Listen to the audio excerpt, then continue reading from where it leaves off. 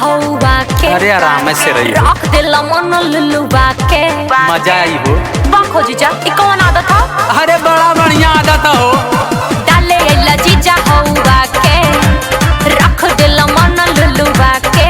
अरे कहाँ से तो परेशानी होता?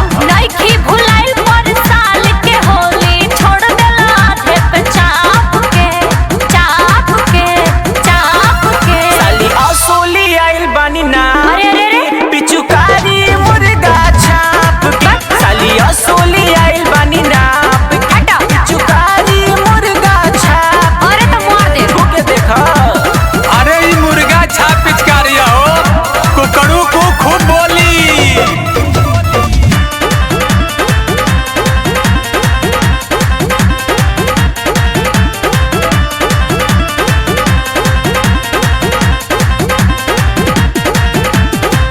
पहिला बेरी गइलो ससुरारी हो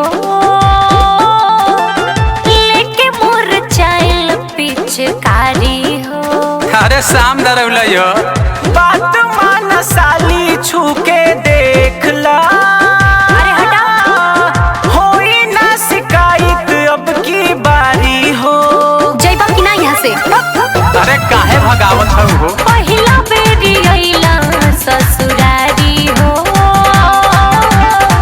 लेके मोर चाइल पिचकारी हो। अरे कहत है ना कि शाम दरौल है। बात मान साली छू के देख ला। होई ना शिकायत अब की बारी हो।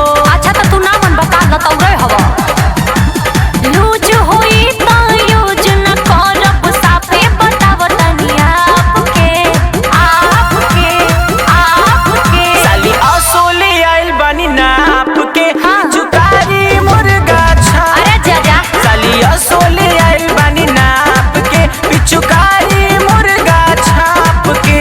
अरे हटा तहार मुर्गा छाप पिचकारी बा। अरे नींद लगी तो भोरवा में जगाई।